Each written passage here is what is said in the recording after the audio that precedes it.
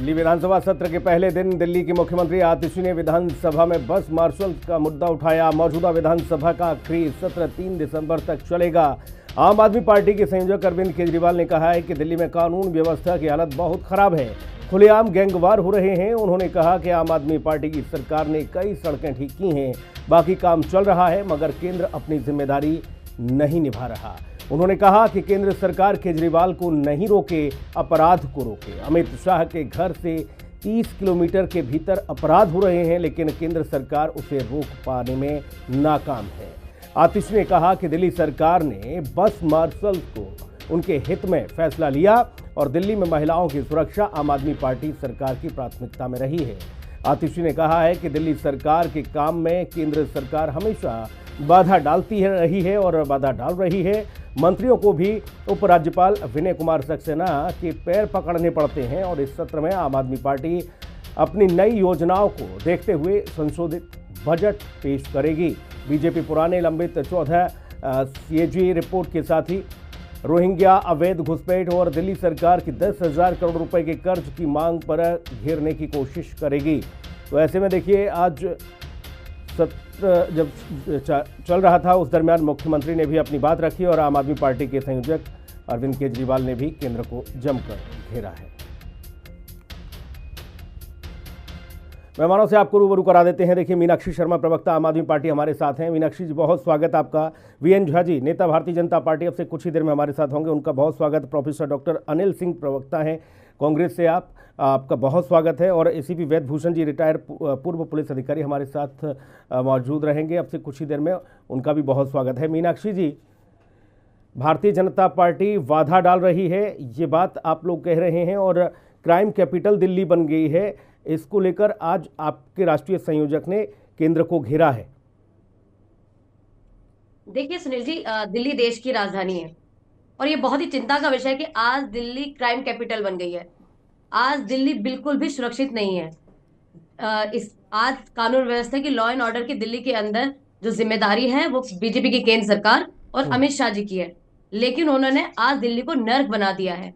आज जगह जगह आप देखेंगे कि जगह जगह पर लूटपाट का मामला है, गैंग वॉर है, गैंग रेप हो रहे हैं, नाबालिगों से रेप हो रहे हैं, लूटमार हो रही है, फिरौती ली जा रही है, व्यापारियों को डराया जा रहा है, महिलाएं सुरक्षित महसूस नहीं कर रही हैं। जगह जगह आप देखिए क्राइम होते हुए आपको नजर आएंगे और दिल्ली बिल्कुल भी सुरक्षित नहीं है।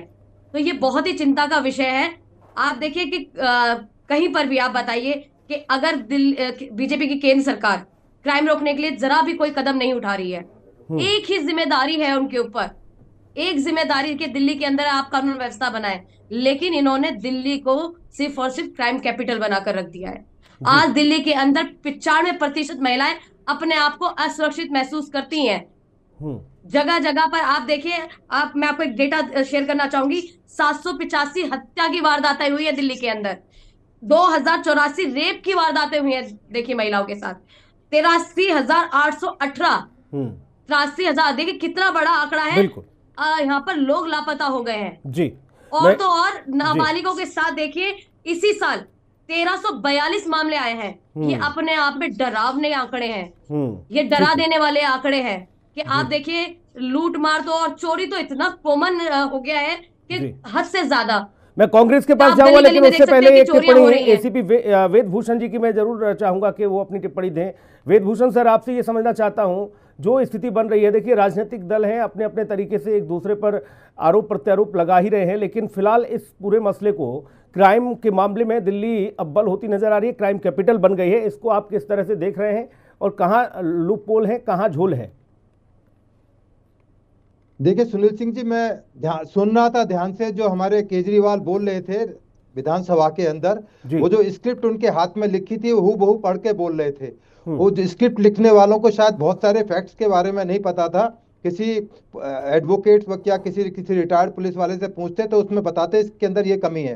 अभी मैं बाद में आऊंगा उस पर। अभी मीनाक्षी हमारी जो शर्मा बहन है वो बोल रही थी कि महिलाओं के साथ बड़ा उत्पीड़न। मुझे बड़ा ताज्जुब होता है कि स्वाति मालीवाल के साथ जिस तरह से उनकी इज्जत और खातिरदारी राष्ट्र सीएम के घर में की जाती है, उनके पीए द्वारा की जाती है, उसको किस तरह से मारा पीटा जाता है स्वाति माल को, पूरे आपने मैंने तमाम हिंदुस्तान ने उसको देखा है। उसके अलावा अभी एक बहुत बड़े गैंगस्टर्स का नाम इस तरह से ले रहे थे जैसे कंट्री वही चला रहे हैं, योगी मोदी और तमाम लोग नहीं है। उसका जो बिश्नोई है, उनको ये भी नहीं पता कि उनका भाई अनमोल बिश्नोई कैलिफोर्निया की जेल के अंदर, अमेरिका के अंदर बंद है। तो तमाम जो एक्शंस ले जा रहे उसके बात नहीं कर रहे थे, क्योंकि इलेक्शन नजदीक है, उनकी मजबूरी है कि इस तरह की भाषणबाजी करना, जो स्क्रिप्ट लिख के लाए गए थे उसको पढ़ के बोलना। मुझे ऐसा लग रहा था सुनील सिंह जी के मैं शायद सर्विस में हूं और वो कोई क्राइम रिव्यू मीटिंग ले रहे हैं। जिस तरह से नजफगढ़, नारायणा तमाम वो चीजें गिनवा रहे थे, उसे लग रहा था कि शायद मैं पुलिस में दोबारा आ गया हूं। और जिस तरह से हमारे कमिश्नर डीसीपी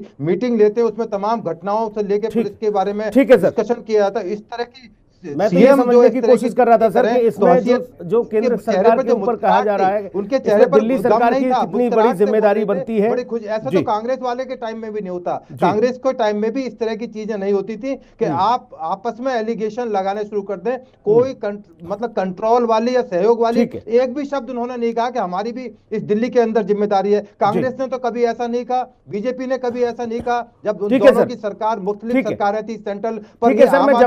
मैं जवाब ले लेता हूं सर बाकी लोगों से भी, बाकी लोगों से जवाब ले लेता हूं सर। बीएन झा जी हमारे साथ जुड़ गए हैं भारतीय जनता पार्टी से। झा साहब, आरोप आप पर लग रहा है कि भाई आप दिल्ली को आप लोगों ने क्राइम कैपिटल बना दिया है।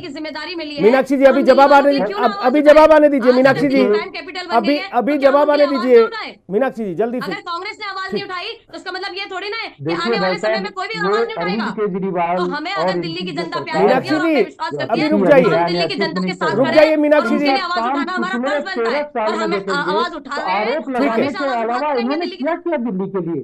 दिल्ली को गड्ढा बना दिया। दिल्ली के गली गली में अगर देखेंगे तो सीवर लाइन बैक मार रहा है।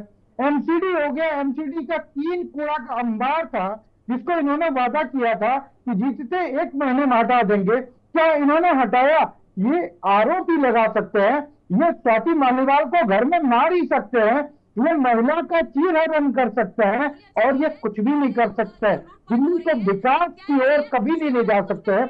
आज जितनी भी सेवा बस्ती है दिल्ली में, जाके देखे बेचारे की क्या दुर्दशा है। कभी घूमने के लिए गए, उनका वोट ले लेते हैं, वहां पानी गंदा आ रहा है, कहीं भी पानी साफ नहीं आ रहा है, बिजली का इतना बिल आ रहा है, लेकिन इनके पास सिर्फ आरोप है। ये आरोप पार्टी आम आदमी पार्टी से हटके आरोप पार्टी अगर बन जाए तो मुझे लगता है ज्यादा अच्छा होगा। जी ठीक है।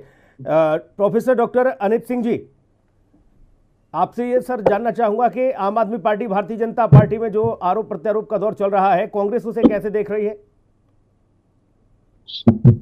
देखिए सुनील जी, जो दिल्ली की स्थिति है, आप समझिए कि क्राइम के मामले में दिल्ली टॉप पर है। ये ऐसा तमगा है जो कोई भी दिल्ली वासी लेना पसंद नहीं करेगा।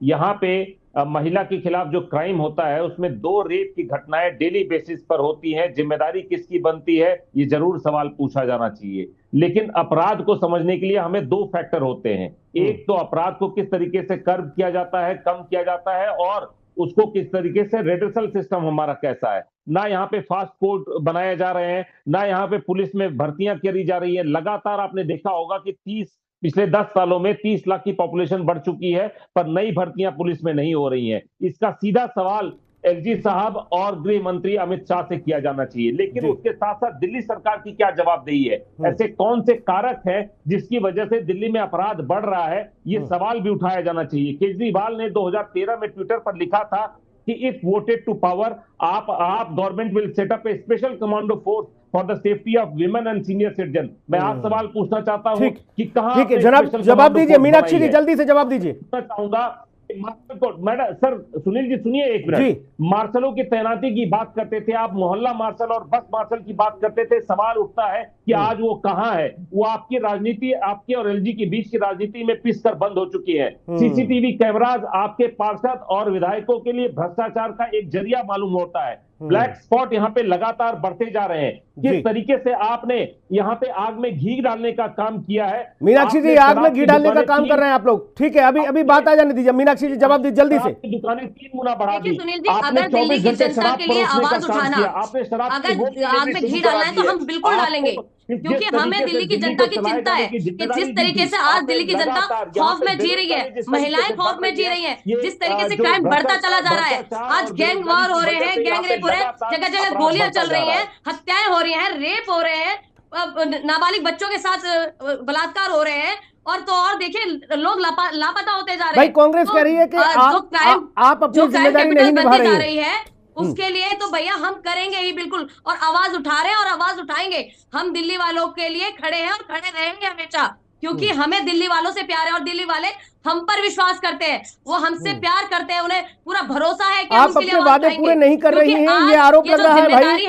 कानून व्यवस्था की वो सिर्फ और सिर्फ बीजेपी की केंद्र सरकार और अमित शाह जी के पास है, एक जिम्मेदारी उनसे नहीं संभल रही है। आज उन्होंने दिल्ली को नर्क बना के रख दिया है। ठीक है, आप उनसे कानून व्यवस्था नहीं संभाले, आज कानून व्यवस्था संभालने के बजाय वो सिर्फ और सिर्फ केजरीवाल जी को रोकने में लगे हुए हैं। ये कहा जा रहा है कि भाई आग में घी का काम है तो हम ये घी डालेंगे। कोई चिंता नहीं है दिल्ली वालों की, उन्हें कोई फर्क नहीं पड़ता कि दिल्ली में आग बढ़ा सकते हैं। उनसे पूछिए, अगर ये क्राइम रोकना चाहते हैं तो जो जिस बेस पे ये सरकार बनाए थे कि दिल्ली की गली गली में कैमरा लगा देंगे, सीसीटीवी कैमरा, जिससे क्राइम रुक जाएगा, उनसे पूछिए क्या आम आदमी पार्टी खड़ी हुई है, दिल्ली की जनता के लिए खड़ी हुई है। और इनसे देखिए दिल्ली में जितनी जिम्मेदारियां थी केजरीवाल जी के पास, उन्होंने बखूबी निभाई है। उसी की बदौलत दिल्ली की जनता उनसे इतना प्यार करती है और उन पे इतना विश्वास जताती है। अगर इनसे कानून व्यवस्था नहीं समझते तो छोड़ दें। वेदभूषण सर, व्यवस्था नहीं संभल रही है, क्या इन आरोप प्रत्यारोप के बीच दिल्ली की आम जनता अपने आप को सुरक्षित महसूस कर पाएगी? सुनील जी, तमाम चीजों का विश्लेषण अन्वेषण के बाद में हम लोग किसी नतीजे पर पहुंच सकते हैं। केवल टेलीविजन पर आकर नेतागिरी की बात करके क्या आज तक जब से आम आदमी पार्टी सरकार आई है, वो मीनाक्षी शर्मा बताएं उनके एमएलए कमिश्नर से कितनी बार मिले थे, सीएम साहब ने कभी मिलने की कोशिश की या नहीं की, अपने सुझाव दिए, क्या कोई दिल्ली पुलिस को उन्होंने रोड मैप दिया कि पंजाब में हमने रामराज ला दिया, पंजाब में अब कोई अपराध नहीं है, वहां पर एनसीआरबी डाटा की आप बात कर रहे थे, 38% नारकोटिक्स के केस बढ़े हैं। यदि एनसीआरबी के डाटा पर आते हैं तो जो पंजाब की हालत है, दिल्ली की हालत क्या उससे कंपेयर की जा सकती है? नहीं की जा सकती। कुल मिलाकर ये है कि आरोप प्रत्यारोप का दौर जारी है। देखना ये होगा कि दिल्ली को जो क्राइम कैपिटल का तमगा अब फिलहाल मिलता हुआ नजर आ रहा है, जिसको सदन में भी आज उठाया गया, इससे निजात दिल्ली को कब मिलेगी? केंद्र और राज्य अपनी अपनी भूमिका कब धरातल पर निर्वहन करेंगे, ये बहुत महत्वपूर्ण है, या फिर ये दौर यूं ही जारी रहेगा आरोप प्रत्यारोप का? बहुत शुक्रिया सर, माफी चाहूंगा, आगे चर्चा नहीं ले जा सकता, समय मुझे इजाजत नहीं देता है। बहुत धन्यवाद, आपने समय निकाला, बहुत शुक्रिया। खास कार्यक्रम में इतना ही, नमस्कार।